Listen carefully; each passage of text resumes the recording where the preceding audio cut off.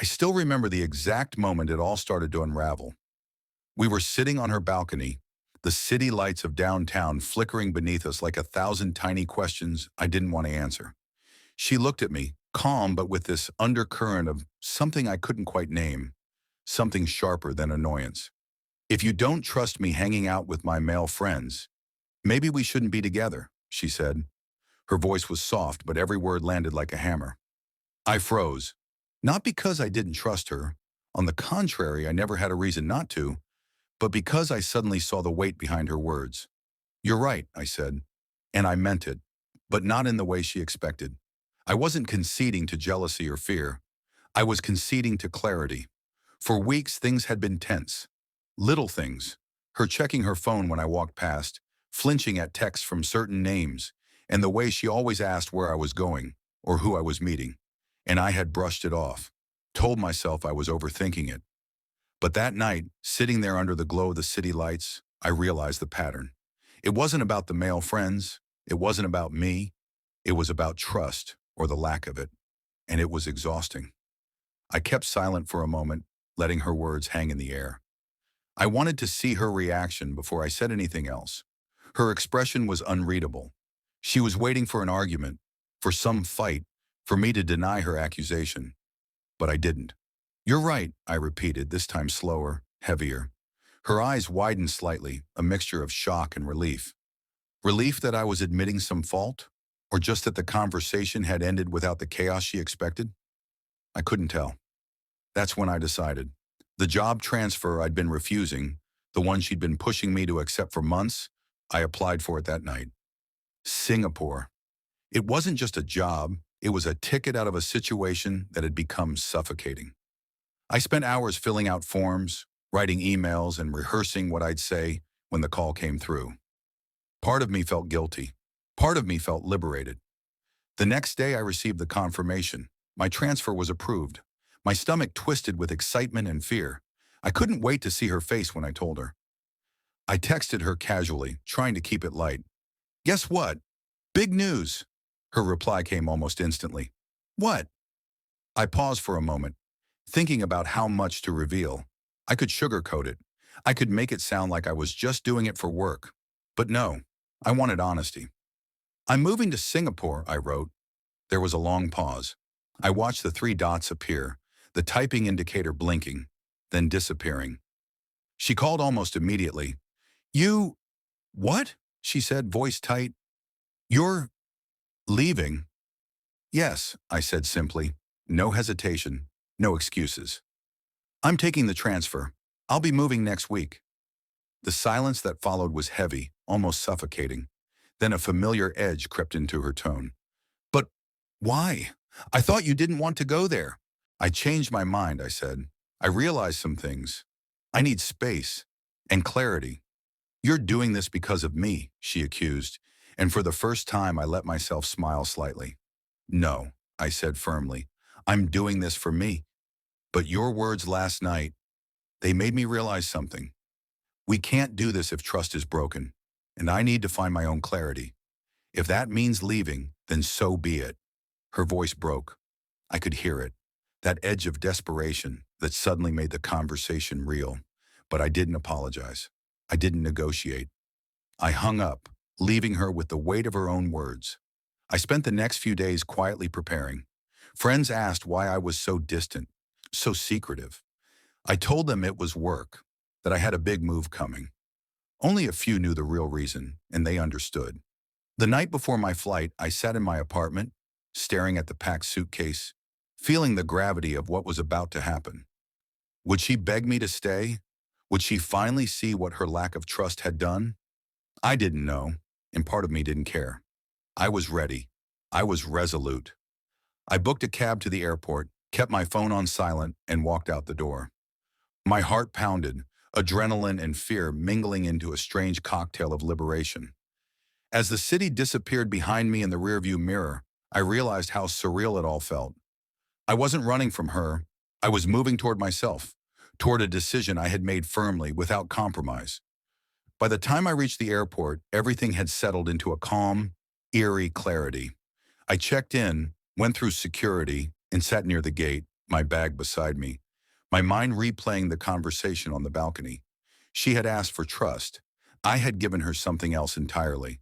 And then, as I boarded the plane, I felt a strange sense of power, of control over my own destiny. The city lights shrank behind me, but the weight of the last conversation, her words echoing, lingered.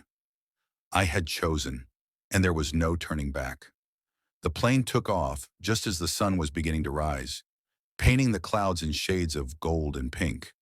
I sat back in my seat, staring out the window, the city I'd left behind shrinking into a distant grid of lights. My phone vibrated in my pocket, but I ignored it at first, sipping my coffee and watching the horizon. Then curiosity got the better of me. I unlocked my phone. There it was, a string of messages, each one more urgent than the last. "Where are you? Please, talk to me. Why didn't you tell me?" A knot formed in my stomach, not because I regretted leaving, but because I realized the impact of my decision. She wasn't just surprised, she was panicking. And somewhere, deep down, I felt a twinge of satisfaction. She had challenged me and I had responded, not with words, but with action. I paused before replying. I could send a quick text, lie, calm her down. But no, I wanted her to see the truth. Slowly, deliberately, I opened the camera on my phone and took a selfie from my seat by the window, the plane's wings stretching out behind me into the clouds. "Guess where I am?" I typed and sent it. Almost instantly, I got a flurry of notifications, read receipts, typing indicators. Then finally her response, You're already on the plane? Singapore?" "Yes," I replied, almost casually. But inside, my heart was racing. I watched her read my message, saw the pause, the disbelief. I didn't block her, didn't turn off my phone. I wanted her to feel the weight of what she had demanded and what she had lost in that moment. Her messages kept coming, frantic now, almost pleading. "How could you do this? We can fix this. Just come back. Please, I didn't mean it like that." I read each one, the words blurring into a background hum as the plane ascended higher. And I realized something. This wasn't just about trust anymore. This was about me reclaiming control over my life, over my decisions, over the version of myself I had been putting on hold. Hours passed, the cabin dimmed, the hum of the engines filling the silence. I slept intermittently, but every time I woke, my phone was alive with notifications. Her attempts to reach me, calls I didn't answer, messages I didn't reply to. It was chaos on the other side of the world while I floated above it all, suspended between clouds and freedom. By the time we landed in Singapore, the reality hit me. I was here. A new city, a new job, a fresh start. I stepped off the plane and felt the humidity wrap around me like a blanket. The smell of jet fuel and tropical air was oddly liberating. I collected my bags and made my way through Changi Airport, feeling a strange thrill of defiance. I decided to post a quick photo on social media, a casual shot of the skyline, captioned simply, "New Beginnings." Within minutes, reactions started flooding in. Friends from home, colleagues, even distant acquaintances liked it, commented, some with subtle envy, some with curiosity. But the one comment I waited for didn't come immediately. It was coming from her. Sure enough, 10 minutes later, a message popped up. "I can't believe you left without telling me. I thought we had something real." I hesitated for a moment, then replied, "We did, but trust isn't optional. I need to live in a space where it exists." The pause on her end was palpable, even through text. And then came the message that surprised me the most. I, I understand. I was wrong. I just, I didn't realize how much my words would hurt you." For a moment I stared at the screen, the tension and anger of the past weeks mingling with a bittersweet sense of closure. This wasn't about reconciliation anymore. It was about acknowledgement. She had recognized her mistake, and I had acted without hesitation. Over the next few days, I settled into my new apartment in Singapore. The city was alive with possibilities, the streets buzzing with a rhythm I had never experienced before. I explored, met my new colleagues, and even started to enjoy the freedom of anonymity, the absence of constant scrutiny. And then came a twist I hadn't expected. One evening, scrolling through social media, I noticed a tag post from her. She had flown to Singapore. I froze. The caption read, Sometimes distance is the only way to see clearly. Her photo was at a cafe near my apartment, smiling softly, looking changed. Part of me felt a flicker of old emotions, but I reminded myself, I had chosen this path. I didn't rush to meet her, didn't respond immediately. I watched from a distance as she navigated this new city, realizing that her presence here wasn't an intrusion, it was a consequence of her own actions. Eventually, she reached out, asking to meet. I agreed, not with hope, but with curiosity. When we finally met at that cafe, there was an awkward pause, a moment where the past and present collided. I, I'm sorry, she said quietly, eyes avoiding mine, for everything, for doubting you, for what I said. It wasn't fair. I studied her for a long moment, noting the subtle changes, the way she carried herself, the softness in her tone. And then I smiled, a mixture of relief and finality. I know, I said simply, and I've moved on, but I'm glad you understand now. It wasn't a dramatic reunion. No fireworks, no grand declarations.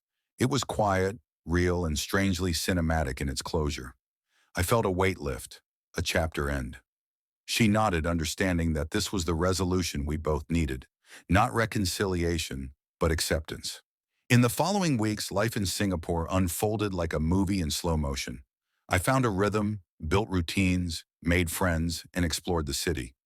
Every time I looked at my phone, I didn't feel the pull of the past anymore. I had chosen clarity, chosen myself, and the freedom was intoxicating. Sometimes late at night, I would recall her words on that balcony, the edge in her voice, the ultimatum she gave me, and I would smile knowing that I had answered, not with anger, not with revenge, but with action. And in the quiet of my new apartment, with the city lights stretching out beyond the window, I realized something profound.